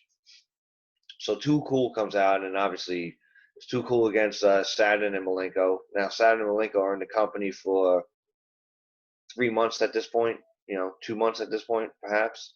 Right. And Perry Saturn is awfully the forgotten radical. Like, no shit. Yeah, like almost to the point of like you even noticed it during the Chris Benoit Dark Side of the Ring thing. They didn't even mention his name once, like at least once. Like how he came over with the other guys. They said Dean Malenko, Eddie Guerrero, and then didn't even say his fucking name. And I think it's a little bit of tragedy. I want to say. I think Saturn he's way better than that. I agree. I love Perry Saturn. I think and I think we spoke about this on the last pay-per-view that he didn't get the love. If that doesn't get his just due. No, he doesn't at all. And the second thing I noticed is that Dean Malenko reminds me of a character from, like, he's just like a video game character. He has the same face no matter what he's doing in the ring. like he's like a typical, like, the WrestleMania 2000 or the No Mercy face, just whatever it is, plop it on his body. Yeah. He doesn't change his facial expressions at all. You're right. I mean, I guess hence why he's called the Iceman, but yeah, the man of 1,000 holds. Dean Malenko didn't really have a lot of character in terms of he didn't have a charisma. He's a nice guy in person, though, I gotta tell you. But excellent in the ring, though. Oh my God, we share a birthday too, so. Oh, there you go. Yeah. So I love all these guys. This was fun to watch. I remember the first thing I thought about was Brian Christopher not being with us anymore. He passed away too. I forgot about that. Yeah. 2 years ago at this point. Yeah, Scotty Too Hot. He's now a fireman. Pretty cool. Yeah. And yeah, good. I mean, 7 minutes, good opening match. Yeah. It's everybody was in the right place at the right time in their careers. I feel like at this point. And like you said, it was Saturn, Malenko playing the heels and what have you, but also having contention between having a little tension between them, and obviously after the match you've seen it played out between them. Saturn takes the fall. What did they call the leg drop? It was he would put the goggles on and Brian Christopher would do the leg drop. And the worm, yeah. Yeah, what the hell did he call it? The hip hop drop. The hip hop drop. Yeah, the hip hop drop.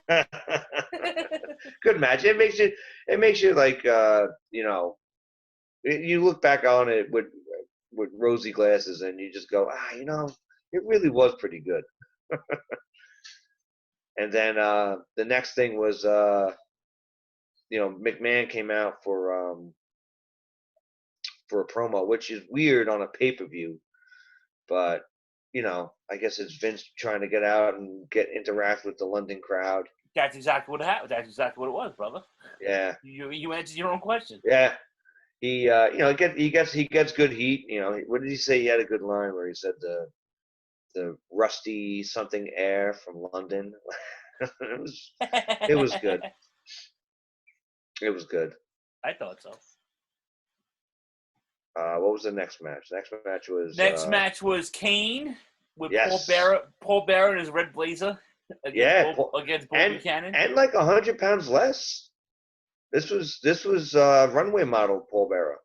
He said runway model Paul Bearer.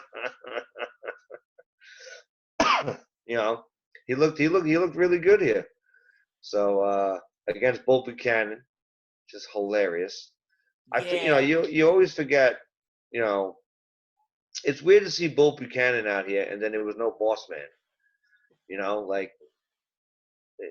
I guess he just didn't make the trip, Boss Man, obviously, but whatever. Maybe he had visa issues. Yeah, true too. Probably beat up somebody. Can't break the law. Bull Buchanan, I think had a lot of promise, just not a lot of substance. He was good in the ring, but I think that's kind of where it ended. There was nothing else. No charisma, he wasn't bad inside the ring. No, he was all right. He's serviceable. I wasn't a big fan. Yeah, exactly. Better than the other gimmick he had. It was that B square or something like that. B squared. You like B square? No. That was fucking awful. That was god awful. So yeah, that match lasted 3 minutes 31 seconds. Kane, do his regular finish, choke slam, bing bang boom, dead.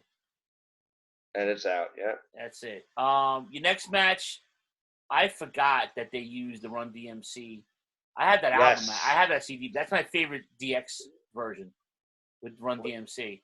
Yes. So it was Road Dogg with Tori, who I forgot who was in DX.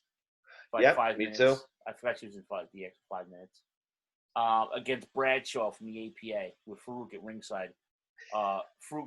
Ron Simmons, I love you to death. Please stay on commentary. He gets on commentary. He goes, "This isn't gonna take long," and then Jerry's like, "What? You want commentary?" It was like foreshadowing. Right. If Ron Simmons grabs the microphone and wants to talk, you don't tell him no. However, he sucks. Yeah. You can't tell him that either because he'll beat you up. If he came in here now and grabbed my mic, I'd be like, "Hey, what's up, Ron?" I'd be like, "Yeah, this is all you, pal." Yeah, damn. There's beer in the fridge. He'd be like, "Get a haircut." Damn. Yeah. You know what I'm saying? I know. If you kidding? If Tabor didn't have work tomorrow, she'd be cutting my hair. That's all she wants to do. She wants to cut the hair around cut the hair around the ears. That's it. She likes the long hair, but oh no, wants me to trim. Although I did shave today for the podcast, so. Well, look at you. Thanks for touching up for us. Appreciate it. Well, that and I was actually going to see her too. So. Oh, there it is. Yeah, that's the real one. But this. Yeah. So then Farouk, he's on commentary for about 37 seconds, and starts laying in shots on Road Dogg. Now, what's kind of cool about it? This was still the badass, APA just slapping shots, and I tell you, Road Dogg during this time could take a goddamn ass kicking because he was getting pummeled. He is an Armstrong, so. Yeah, because I forgot this is just after his hardcore run. Remember in like 98, 99, he had that hardcore run. I think Billy Gunn was out now with I think he had a shoulder injury from. Yeah, he was hurt from Royal Rumble, if my memory strikes me correctly. But but I remember how good Road Dogg was. And another one that's just super over with the crowd. Yeah. Obviously with the whole announcement gimmick and everything. Oh, yeah. And Tori's just over there, just sucking air, from the rest of us. Like, didn't really do much, she distracts Bradshaw at the end. That was basically how it happened. And I think he hit his finish. Yeah, he hit his finish for the end. Yeah. Which, I forget what he used to call it, the dog pound or whatever he used to call it, but yeah, that the pump handle fallout slam, not much of a finisher, if you ask me. Not much of a finisher now, but it was back then. Yeah, even back then, I think I used to say the same thing. I used to think of the pump handle slam, and I was like, oh, that's a finish. And then you see that, you just go, oh, you're placing the guy down. But dude, Tully Blanchard used a slingshot suplex for a finisher.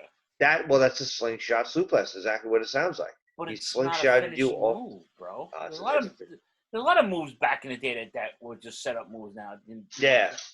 I always remember saying that, and it's like, I don't like that move. I think it suits him. I don't think it was far fetched. No, definitely not. Yeah. So that went 5 minutes 58 seconds. Your next match, Shokishi, Big Show and Rikishi.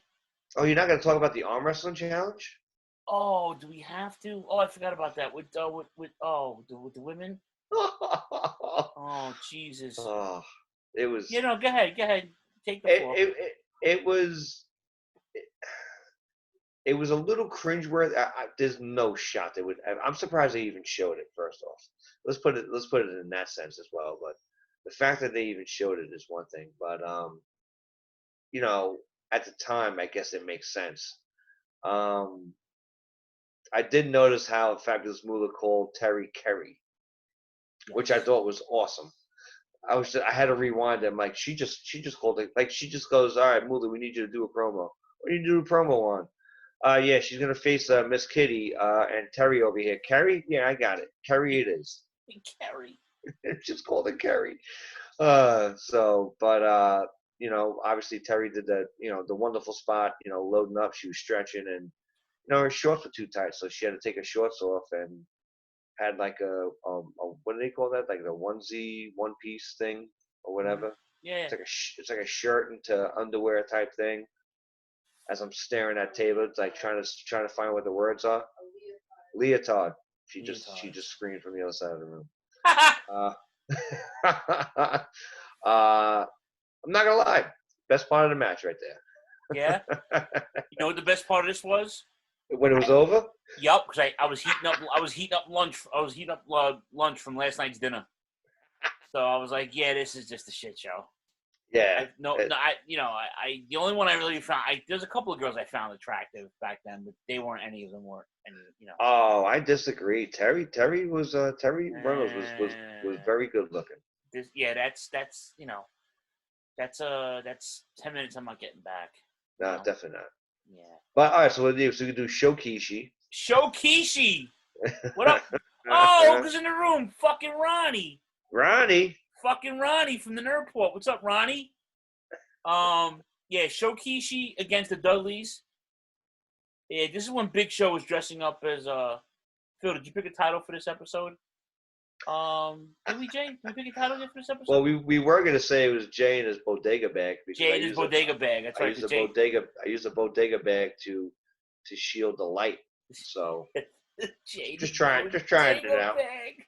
Bodega bag. That's fucking hysterical. We haven't picked one yet, so Shaylin, it's open. We'll take suggestions from the chat room if we don't use it. Yeah. Yeah, this is when Big Show decided he had identity crisis. He dressed up as his friends. Yeah. And he teamed up with Rikishi.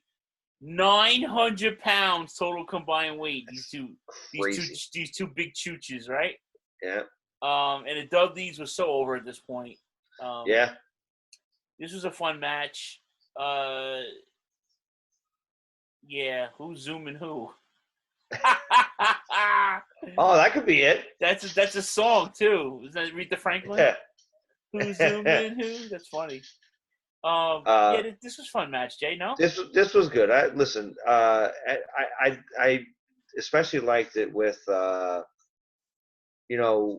Rikishi was just, well, like I said, he's with Too Cool for a few months now at this point, and but the Dudley Boys were just getting over. This is when they were doing the trance thing, when he was putting women through the tables and everything. Yes, so like yes. this was that moment where like Dudleys were, and especially like super heels at this point too. So I liked it. I liked it at the end with Edge and Christian doing the run-in. What Jerry Lawler called a run-on. A run-on. They're doing one of those run-ons. They always do a run-on or run-in. so good. Yeah, so good. Hilarious. So good. It was good. And then how can you ever go wrong with Bubba Ray doing the old ECW dancing gimmick when he would the 90s pop and lock? Yeah. Ronnie, I have, again, you're the second person to ask. I have not seen Enzo's new song. Oh, shit.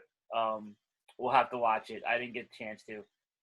I was too wrapped up in Tom Segura, whoever this comedian was, calling us retards for watching wrestling. Yeah, I was at Bubba's first dance-off in East W, so, for me, this is old hat. We knew Bubba got down, you know what I'm saying? Yeah. But but like I said, that was the first time for the WWF crowd to really get into it, and almost like the start of like a tweener type thing, because like I said, they were heels. The Dudleys were heels at this point, and leading, especially as soon as they came in, leading to this point, and now this started their tweeners, because now come the summer, this is when the first TLC happened. So. And same thing with Edge and Christian. Like they were heels, but they were comedy characters, but not in the bad sense. As we'll see later on when they have their match and they do a little vignette with them. They would I think spaced as tween as well. If you agree. Yeah, I agree. Oh, my brother Mike's in the room. What's up, the anime Mike? Yeah, there we go. What's up, brother? My little brother's in the room. I'll probably see him on Sunday. The Kurt Angle in UK was, hey, how you doing, Kurt Angle, Olympic gold medalist? Yeah. It's fucking awesome. I like, so the next match, Kurt Angle versus Chris Benoit, they had a nice feud. Yes. Benoit's face was lumped. Oh my God. And man, this was a fun match, man. Yes, absolutely. And like I said, once again, it was a little short. It should have went 6 minutes. Yeah. Why? What's up with that? It should have went a little bit longer. But obviously their better matches would be ahead of them at this point, which is great. But like I said, this was a great. It was a great story because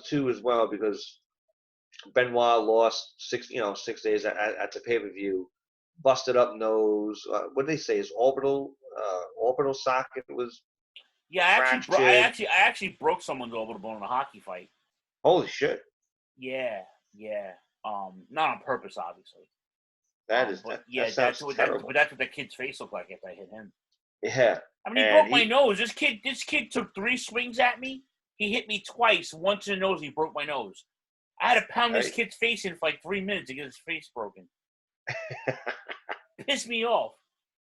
But yeah, but when you break a bone, when you break something in the fotch, and Tabor can contest this, there's a bunch of stuff going on there between the orbital bone and all the nerve endings and the skin and all that.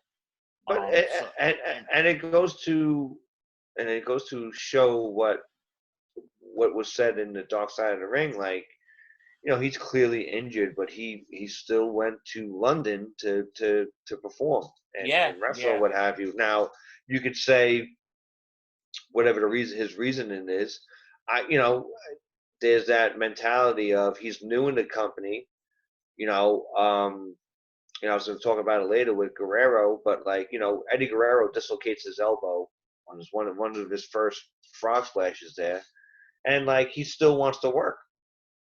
And Benoit now, same thing, like, bust up his orbital socket or what have you, and now he's hurt, like he's gonna work through it. Like, I'm new to this company. I want to prove my worth. Like, I guess there's that aspect of it, which is, it's commendable on one end, but in the same sense, you also got to take care of yourself.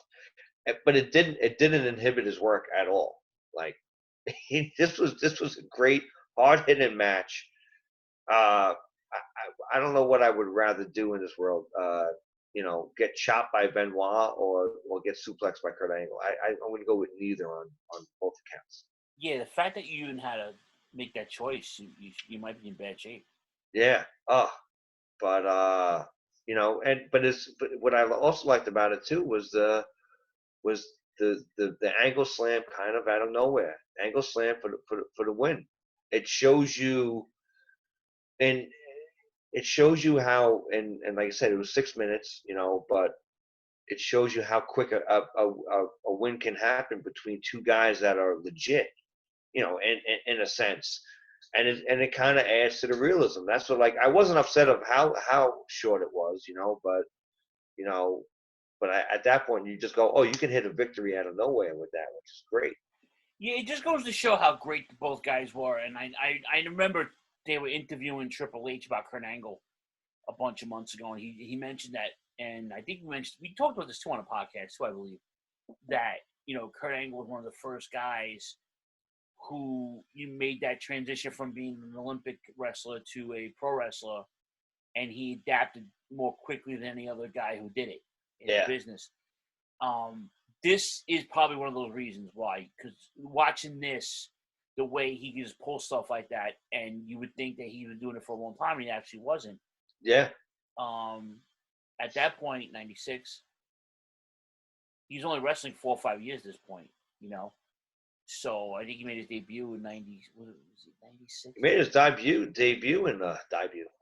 debut in 99, but I think he was training late 97, 98. 96, he went right after the Olympics. He started training for wrestling. Yeah, because he went to ECW for that one match we were at when they crucified Sandman. Yeah, Kurt Angle walked out. Yeah. But anyway, I digress. He wasn't wrestling that long. That was my point. Yeah. And we by the way, we didn't mention that Crash Holly was on commentary, and then that's all we need to say. Yeah, because the next match is the hardcore title match, which is Crash Holly defending against the British Bulldog of all people in his hometown. Hometown pop. Manchester's own. Yeah. And 3 minutes 37 seconds title change. Bulldog obviously over in England. His second title win in England, if you think about it.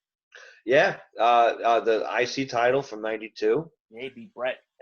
And and now the prestigious hardcore title. You keep telling yourself that. Hey, listen, when this was around, the hardcore title, I was all about it every week. I couldn't wait to see what. Yeah, you were also 10 probably at the time. I was 15. Yes. Oh, I was close. So anyway, that was 3 minutes 37 seconds. I'm not getting back. No. But Crash was great. I love Crash Holly. Rest in peace. How many dead people are on this fucking pay-per-view? You got Grandmaster Sexay.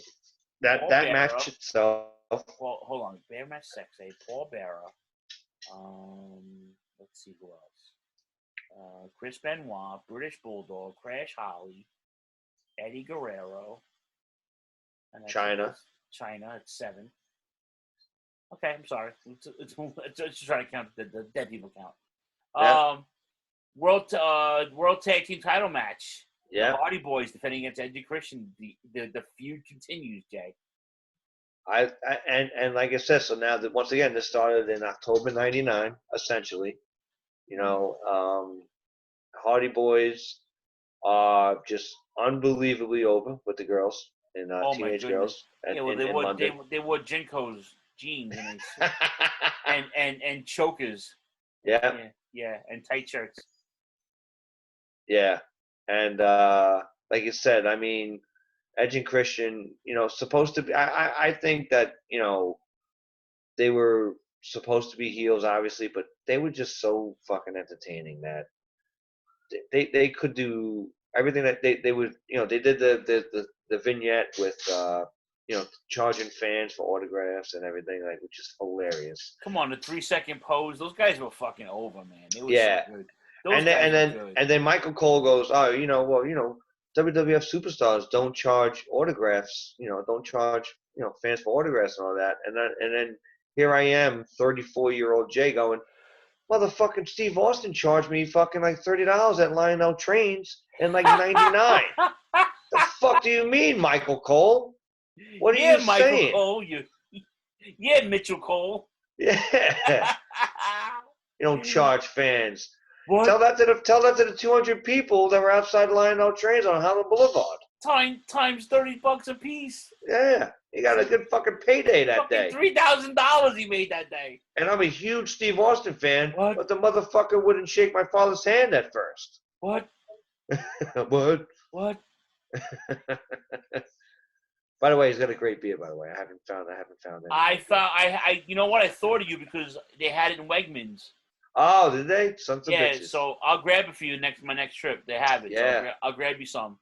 I bought the Modelos instead. I bought a case of them, but I'll grab you a sixer of the stuff when I go back to Wegmans. Probably. Right now, I'm on the Southern Tier Live Session Pale Ale. Not bad. Yeah, not bad. All right. Yeah, not bad. I'm doing the black cherry. So anyway. And the Red Bull. So back to the tag titles, man. Back to the tag title match. Edge and Christian, Hardy Boys, a lot of Jinko jeans, a lot of tight shirts. Yeah. I tell you, great match. I would almost dare say the match of the night. These guys had the they had the mentality of going, we know we're tag matches, we know we're not part of the quote unquote upper echelon, but now you motherfuckers are gonna know us. So like they just had the match at WrestleMania, and so they're now knowing that they're top of the heap now. So now they're escalating into the top tier of that. Everybody knows, oh, Edge and Christian are going against the Hardys. Oh, we gotta tune in. Or the Dudley Boys, we gotta tune in. Like they were starting to become appointment watching type thing. 100%. They were coming into their own, and each team cool with each other in real life, which made it better. Yeah. And it was DQ. Matches ended in DQ. Almost 13 minutes, but like you said, it was must-see TV at the time, and every time these guys had a match, you had a sense of knowing that you were going to be entertained every single time, whether it was a ladder match or a three-way or whatever the case may be. Like you knew when these guys came out, it was money, and that was one of the reasons why I didn't shy away from all this Attitude Era stuff, because there were hints of good, solid pro wrestling. Yeah. It wasn't all tits and ass. It wasn't swearing on the mics. It wasn't the catchphrases. And, I mean, all these guys had that stuff, but you got some good wrestling out of this, man. And there was 2 or 3 matches on this card, this included. Yep. Solid, just good pro wrestling. And it just brings you back to a good time. Yeah, absolutely. And, after the match, Dudley Boys come out. And like I said, we're in May of 2000 at this point. So, they're continuing what's happening from WrestleMania, the previous year. And obviously it leads into SummerSlam, which is August of 2000, which I believe was the first TLC match, which I can't wait to watch again. So I hope, I know you guys probably did it at some point, but the 20-year anniversary. What year was that? I think 2000, I want to say. No, we didn't do it yet. No? All right. I'm already planning August. Look at you planning shows out, being proactive. Good for you, buddy. Good for you. Good for you. I'm over here now. Yeah. All right. Speaking of great matches, how about this match? This doozy. Latino Heat, Eddie Guerrero, rest in peace, one of the greatest of all time with the Mamacita. Yeah, Mamacita. With the mangled cooch, China. Against the man. Right now he's the man anyway. Le Champion. La Champion. A little bit of the bubbly. But before the bubbly, it was Y2J. Yeah. Jericho. For the European title. Very, very good. This went 13 minutes, bro. 13, yeah. It's crazy. And like I said, and I love the way they have they as both champions. And it's something different. They did a coin toss to see whose belt's gonna be on the line. They're in London, so of course the European title's got to be on the line. Which it makes perfect sense. Like I said, back and forth. These guys, there's nothing you can say more about their chemistry together. I guarantee you. I mean, I think you can see a few moments of Jericho talking to Guerrero, but you know that they don't have to do much planning in the back. These guys are just going out there, feeling it, and because they just know how to work the crowd. That's exactly it. And they're friends. Yeah. More importantly, they're friends. Like in real life, they were really good friends. Yeah, so, like Guerrero, and we were saying it. I said it before. You know, Guerrero's wearing the arm sleeve on his left arm. You know, I don't know if it was some sort of brace or kind of a compression sleeve to keep his elbow intact. But these guys came in from WCW, Jericho included as well. Like these guys came in. I don't want to say with a chip on their shoulder. I don't know if that's the right word to say, but like these guys came in like, this business, I'm better than where I'm positioned. So these guys came in like, okay, I have no problem starting from the bottom as long as the opportunity's there. And for Guerrero, Jericho, and Benoit, they were able to achieve that. I think, you can make arguments that Saturn should have had a bigger role or what have you. And, Dino Machino didn't really wrestle for too much longer after this. I think he wrestled for about another year or two, and then that was it. But, Guerrero, he would have a storied career, taken far too early. And, but this match in general was, it was kind of like 97 Guerrero against Jericho, but it just in a WWE ring. Yeah. If you listen to, I know Jericho did the cruise last year, and he recorded a bunch of podcasts on the boat. One of the podcasts were Eddie. I'm sorry, it was Vicky, Chavito, and Vicky's daughter Shaw. Okay. If you listen to the podcast, it's basically just a memoriam to Eddie, and how they tell stories, and Chris gets a little. You tell Chris got a little emotional, but like they were all good. They were good friends, and I love these stories because now when guys were good with each other, had good matches, they were pals. Not to say the other guys who weren't friends didn't have good matches, but like if you were cool with somebody and you knew how they worked, and you didn't have to talk to them much and call spots in the ring, like that's gold, man. And it's and it's better for us as fans because we reap all the benefits of all that. You know what I'm saying? So no joke, man. This might be the best match on the card besides the main event. Yeah, and that's what I said. Like to me, like it started with the tag match, but like then every match from there got better. I watching the main event, I was just like, oh, I forgot. Yeah, this was a well booked card. This might be one of the best booked cards of the year. Yeah, in terms of match order. You know what I'm saying? I'd have to look at it side by side because I remember SummerSlam 2000 being really, really. I remember being a really big fan of WrestleMania 2000. Well, so far, I think between this, I think this might be the best booked card in order. Maybe.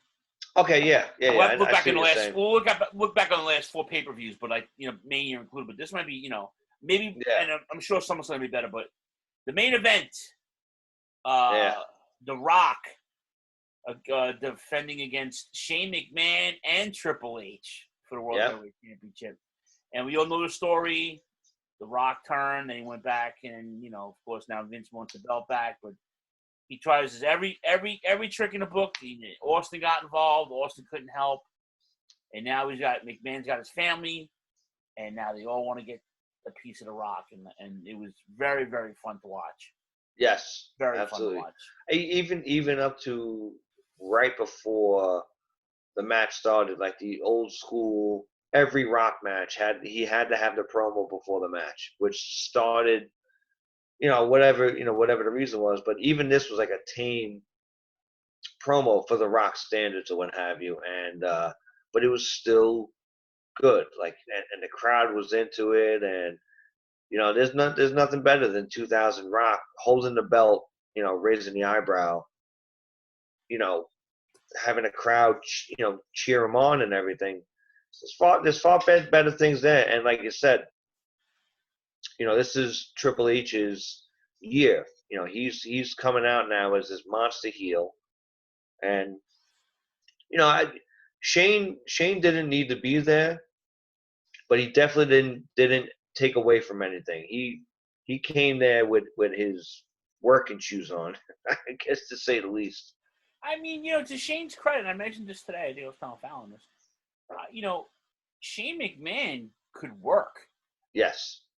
Here's a guy who didn't have to work, but he put the work in because he wanted to make the brand better. And by making the brand better, you have to make yourself better. And if you're going to be a character on TV in this environment, and you got professionals that you're messing with, and dudes that have been doing it a lot longer than you have, take advantage of what your position, who you are, what your last name is. And he most absolutely did that. I never saw a bad Shane McMahon match. He hasn't had many. But yeah, and probably in recent memory, he's had a handful, perhaps, because it was once again that whole going back to the well a few times. But in this era, he didn't have one bad match. No, not at all. Not at all. And his stuff with Kurt Angle was amazing. Yes. God, yes. Yeah, I mean, so you have to put that into perspective. This was just having him in there is like, and like you said, it was a bonus. Yeah. Because it just added to the allure of them going after The Rock as a family, and then like The Rock having nobody backing him. There was no Foley. There was no Taker. There was no Austin. It was The Rock. He was Fodolo. And it was like, okay, I'm in this to win this. I got to fight the whole family. And he did. He had to fight Vince, too. Yeah, 52-year-old Vince he had to fight. Well, and that's like the thing, too, like with Shane. I mean, obviously Vince wouldn't get in the ring until he was in his 50s. But Shane was a far better athlete than Vince ever was, like, in the ring, which is good in a sense, because it wouldn't make as much sense if Vince was an athlete and could bump perfectly in the ring and do all these things perfectly. It would take away from his character at that point, that makes sense, yeah. And but Shane-O is just a natural athlete, and once again doesn't take away from him, and actually adds to his, because he was able to do things, I mean, obviously the crazy bumps off the top and all this stuff. Like, he was able to just wrestle, which in this match, which was a good thing for him. Yeah, I'll give it for me, pal. Yeah, this is a good match. This went almost 16 minutes. The Rock defeats the family and retains, and yeah, everybody smells what he's cooking, especially England. Well, like you said, I mean, Earl Hebner, and Earl Hebner comes out. And I mean, Hebner, Jerry Briscoe came out. Yeah, the Stooge. Don't call him Stooge, he says. Yeah, newly released Jerry Briscoe. Jerry Briscoe, yeah. Not so much. not so much, what do they call it, like some, gaga or whatever they say at the end, like, but a good storytelling. Like I said, Rock has to hit the rock bottom on Vince, and people's elbow for the win. I don't, people's elbow as a finishing move. Once again, going with that, but at the time. Yeah, well, Jimmy Ferrari put up a fucking Facebook question on the page the other day. Yeah. What was a worse move? The 5-knuckle shuffle from John Cena or the People's Elbow? Which one was more worse? Which one was worse? It's definitely the 5-knuckle shuffle. Yeah, I thought so too. Because and the only reason is because when Rock got really comfortable with it, he was able to morph it. It wasn't just a cookie cutter thing. He was able to do a different thing every time. And we all know, like, the best one that he ever did against the Bulldog, when he slid in with his socks, like, that's the fucking hands down best one he ever did. Right, correct. But that that makes it a little bit, that differentiates it a little bit there for me. So if we're splitting hairs at that point. Right, correct. I think we're good, right? We're done. I mean, yeah. I thought. No, listen. You want to let it grade this? Yeah, this was a solid B+. Yeah, all absolutely. Day. I was thinking the same thing. Look at that. All day. Yeah, B+, absolutely, man. But because you got to remember though too, because they couldn't do anything bad at this point. WCW was so bad that no matter what WWF did, but they were coming in off that momentum from 98, 99. They're still riding that wave in 2000. That wave was massive. It wouldn't start getting bad until about 2001. Right, but I mean 2002. More or less. I mean, there was really not a dud on this match. I mean, on this card, so you can even go A-. But like I'm talking about, I mean, that's good. That's reaching. Yeah, like I said, it was well booked. Like once that tag team match hit, the last 3 matches were butter. And you had like you had the appetizer, you had you had the main course, and then you had a fresh ass dessert. And the cherry and the whipped cream on the top of that sundae was the Rock, beating the McMahon. Yeah, well, and like I said, I mean, and Rock's now just fully established, and the idea is you can only have the greatest babyface in the world, but you have to have a heel to be the other side of it, and Triple H was that guy. Of course. Austin's out at this point still. Undertaker's out at this point. What was cool too, like during the show, was that they were showing the Judgment Day vignettes. I think they showed it twice or 3 times throughout the show, with the girls dancing in the circle, yeah. And Judgment Day is what, September? I think I want to say. I believe so. Yeah, I believe so. So like that's gonna be kind of that's gonna be another good show to do. But like it's just, it was a cool. That's what's like really good about this. Like that you can get back into it. Obviously time allotted. I'd love to do leading up to all that stuff, but sometimes, like you said, we all know like time is not our best friend when it comes down to that. Listen, dude, we got the Patreon thing, man, so you can definitely record stuff. Oh, yeah. If they want to hear you talk about Monday Night Raw from 2000, I'm sure people want to listen to that, We'll do something leading up to that. No worries. Yeah. We got time. Time's on our side right now. Time's on our side right now, partner. Time is definitely on our side right now. All right, let's pull this. Let's pull it out. Pull the cord. Pull this throwback train in. All right. All right. Listen, Choppy will be back next week, pending his dress appointment. Hopefully he'll be back next week. We have a cool throwback for you next. Oh my God, next week's gonna be a doozy. Oh boy. Spring Stampede 2000. Oh, don't get me started. Hashtag David Arquette. Can't wait. All the gimmicks, man. Patreon.com, Turnbuckle Throwbacks, Pro Wrestling Tees. Buy a shirt, for Christ's sake. We need the money. We're spending way too much money on this podcast. Buy a T-shirt. Facebook, Instagram, Twitter. Everybody, just hit us up on Facebook. We're all very, very, very, very accessible. And we thank all you guys for hanging out with us. And don't forget too, man, we have a lot of other shows on Rant EM Radio and the Shining Wizards Network. And we just added some new content to Dark Satellite Media. Yeah. I mean, it's good. It's a good time to be alive right now, man. Support your local podcasts and support local businesses. If you're stuck at home, buy some food.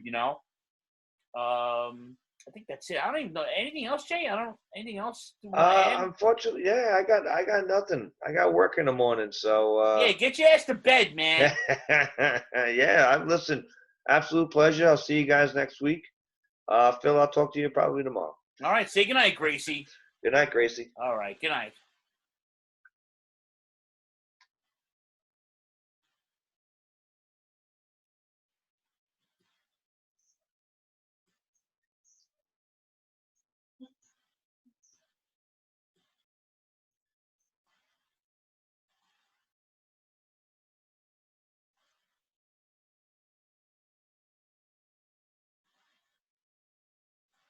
All right.